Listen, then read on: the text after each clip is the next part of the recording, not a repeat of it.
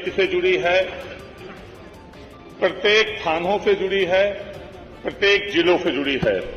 माननीय अध्यक्ष जी, जब रक्षक ही भक्षक हो जाएगा तो समाज को न्याय कहां पे मिल पाएगा और कैसे मिल पाएगा।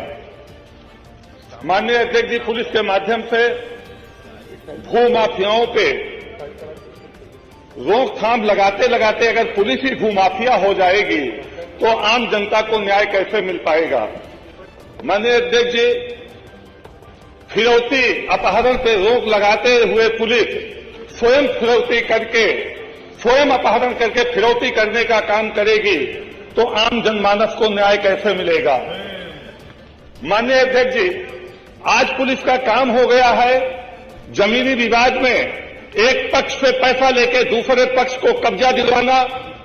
कोई घटना दुर्घटना हो जाती है तो पुलिस का एक उद्योग लग जाता है। आम जनता को, नाक बात रिश्तेदार को, साथी संघातियों को उठाकर थाने में बैठाया जाता है, प्रताड़ित किया जाता है और उससे बड़ी रकम लेकर उसको छोड़ा जाता है और उसमें दलाली होती है और दलालों के द्वारा भी बड़ी रकम की वसूली की जाती है। माननीय अध्यक्ष जी, बड़े दुख की बात है, मैंने पहले ही कहा कि अगर रक्षक ही भक्षक हो जाएगा तो समाज को न्याय नहीं मिल पाएगा। मैं एक उदाहरण देता हूं माननीय अध्यक्ष जी। मेरी ग्राम सभा के बगल में एक ग्राम सभा है, एक गोगमऊ जामो थाना लगता है। बीती रात 1 बजे 12 वर्दीधारी एक घर पे पहुंचते हैं, उनका दरवाजा तोड़ते हैं, 3 लोगों को उठा ले जाते हैं। फरद, आसिफ, अभिषेक उनको उठा के ले जाने का प्रयास करते हैं और जब 80 वर्षीय उनकी मां इस बात का विरोध करती है कि क्यों इनको ले जा रहे हो, तो 80 वर्षीय मां को भी मारा पीटा जाता है पुलिस द्वारा। अपने आप को रायबरेली का पुलिस बताया जाता है। जब मैंने जामो थाने में अमेठी जनपद में ये पता करने का प्रयास किया कि क्या आपके संज्ञान में है कि कोई रायबरेली की पुलिस जामो थाना के अंतर्गत गोगमऊ ग्राम पंचायत में कोई दबिश देने जा रही है, तो उन पुलिस अधिकारियों द्वारा बताया जाता है कि नहीं, मुझे कोई जानकारी नहीं है। रात में 1 बजे 3 लोगों को उठा लिया जाता है और उनका पता नहीं लगता है कि उनको क्यों उठाया गया है और पुलिस वर्दी के धारी के रूप में पुलिस ले गए हैं, आतंकवादी ले गए हैं, अपहरणकर्ता ले गए हैं, इसका पता नहीं चलता है। माननीय अध्यक्ष जी, जिन 3 नौजवानों को, बच्चों को उठाया गया है, न वो कभी किसी अपराध में लिप्त पाए गए हैं, न कोई आपराधिक गतिविधि उनकी रही है। उनको क्यों उठाया गया है इसके कारण का अभी तक पता नहीं चल पाया है और उनको कहां ले जाया गया है इसका अभी तक नहीं पता चल पाया है। माननीय अध्यक्ष जी, मैं मानता हूं कि पुलिस के वर्दी की धमक होनी चाहिए, लेकिन पुलिस के वर्दी का आतंक नहीं होना चाहिए। मैं इसको दावे के साथ कह सकता हूं माननीय अध्यक्ष जी। आज पूरे उत्तर प्रदेश में पुलिस की वर्दी की धमक नहीं है, कानून की धमक नहीं है।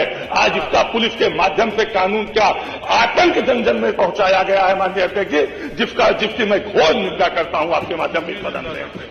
माननीय अध्यक्ष जी, ये 3 नौजवानों को उठाया गया है।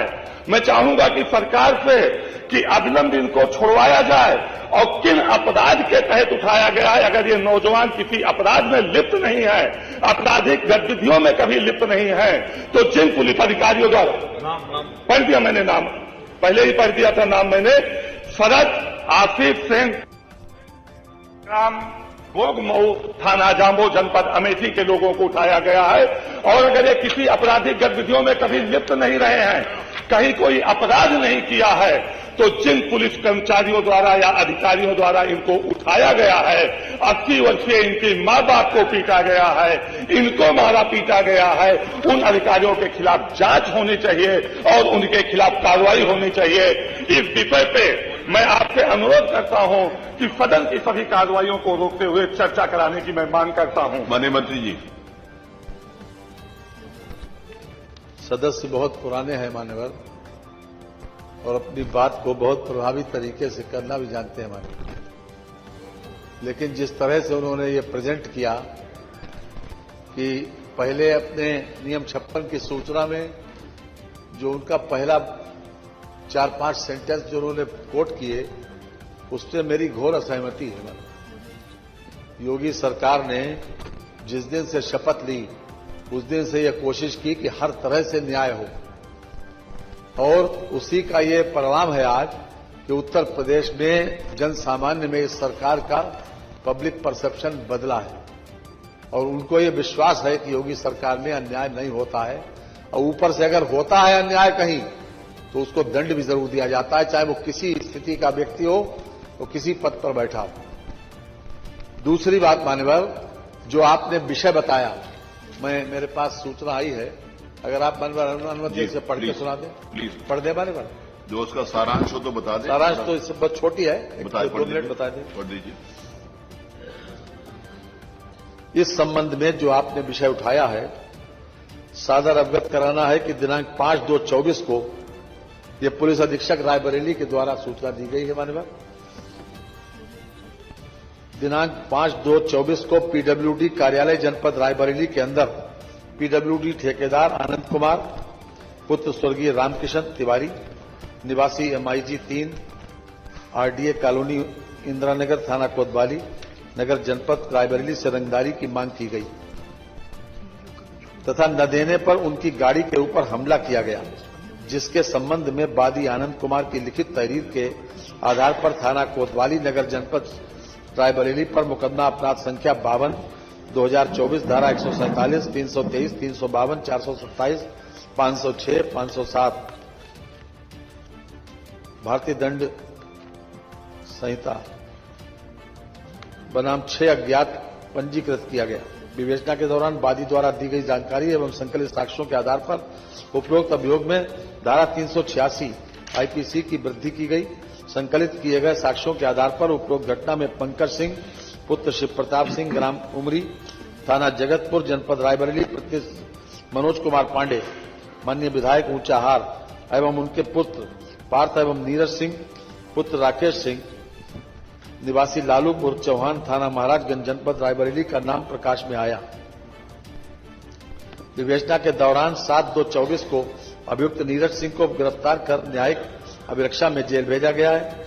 विवेचना से संकलित साक्ष्यों एवं अभियुक्त नीरज सिंह से की गई पूछताछ एवं की गई जानकारी के आधार पर अभियुक्त पंकज सिंह के थाना जगतपुर स्थित निवास पर दबिश दिए जाने पर पंकज सिंह व उनका पुत्र दस्तयाब नहीं हुआ। इनके ग्राम जामो जनपद में अमेठी ससुराल में होने की सूचना प्राप्त हुई, जिसके आधार पर थाना कोतवाली नगर जनपद रायबरेली से पुलिस टीम द्वारा उनके ससुराल जाकर दबिश दी गई, परंतु ये वहां नहीं मिले।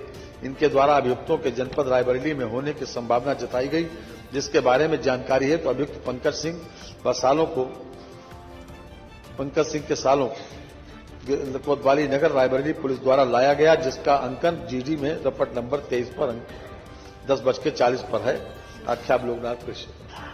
ये मान्यवर थाने की सूचना है। आपने जो यहाँ पर वाकया बताया है कि 80 वर्षीय जो बूढ़ी मां थी उनके साथ अभद्रता की और कुछ लोगों को नाजायज तरीके से रखा, मान्यवर अभी मैं उनसे इस बारे में बात भी कर लूंगा पुलिस अधीक्षक से, और अभी आज शाम तक ही मैं इसका जवाब भी मान्यवर डिटेल दे दूंगा। लेकिन ये चूंकि वहां से आई थी इसलिए मैंने मुनासिब समझा कि आपके संज्ञान में माध्यम से सदन को अवगत भी करा दें, मान्यवर आपको भी अवगत हो जाए। मंत्री जी ने कहा शाम तक उसकी रिपोर्ट आज ही रख देंगे। केवल एक मिनट आज ही रिपोर्ट रख देंगे। पूछना तो हमारा नहीं माननीय मंत्री जी ने स्वयं कहा कि आज ही रख देंगे, जानकारी मंगा लें, फिर पूरी बात आज शाम तक बता देंगे। मैं देख लूंगा। फिर मान्य मनोज जी, माननीय अध्यक्ष जी, एक तो पंकज सिंह का नाम आया है कि वो मनोज पांडे जी के प्रतिनिधि हैं। हम सब विज्ञ हैं कि जब हम कोई अपना प्रतिनिधि बनाते हैं तो उसको लिखा पढ़ी में जिलाधिकारी को या वहां की संस्थानों को लिख के देते हैं कि ये हमारा प्रतिनिधि है। क्या वहां की पुलिस ने कोई इस तरह से प्रपत्र इकट्ठा किया है, कहीं से निकाला है कि मनोज जी ने कभी उनको प्रतिनिधि बनाने का पत्र जारी किया है? एक तो इसकी जांच हो जाए। दूसरी जांच हो जाए कि पंकज सिंह की ससुराल गोगमऊ में है। ये पुलिस को पता चलता है कि पंकज सिंह अपनी ससुराल में शरण लिए हुए हैं, वहां पुलिस दबिश देती है। ठीक है, उनकी मां के साथ क्या हुआ है क्या नहीं हुआ है इसकी आप जांच करा लेंगे, इसलिए कि सदन में विधायक कह रहा है तो हो सकता है विधायक सदन में असत्य प्रलाप कर रहा हो। वो उत्तर प्रदेश की पुलिस हमेशा सही बोलती हो, मैं इस बात से सहमत हो सकता हूं। लेकिन अगर उस अपराध में उन तीनों लोगों का नाम, तीनों उनके बच्चों का, अफेक, आशीष का और उनके साथ तीनों भाइयों का नाम नहीं था, तो उनको पुलिस भी मान रही है कि उनको लाया गया है, किस अपराध के तहत उनको रायबरेली लाके कोतवाली में बैठाया गया है और प्रसारित किया जा रहा है।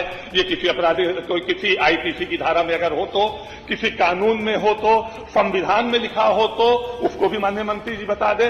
इस तरह से अब होगा क्या इसके पीछे, जो मैं पहले कह रहा था, जिसका खंडन कर रहे हैं माननीय मंत्री जी, रायबरेली कोतवाली की पुलिस जब तक 2-4 लाख उनसे वसूली नहीं कर लेगी माननीय संसदीय कार्य मंत्री जी, तब तक उनको छोड़ने का काम नहीं करेगी। और यही हर जगह की पुलिस कर रही है कि अपराध कोई कर रहा है, उठाया कोई जा रहा है, जेल कोई भेजा जा रहा है, पैसा किसी से लिया जा रहा है, यही कर रही है उत्तर प्रदेश की पुलिस। इसका मैं प्रमाण दे सकता हूं 10 जगह की कि वो जमीन कब्जा कराने के लिए पुलिस ने पैसा लिया है, गलत लोगों के उठा के पैसा लिया है, कब्जे में इस तरह से पीटा है लोगों की कि कई लोग उत्तर प्रदेश में मर चुके हैं। ग्राह्यता पर बोल दिया।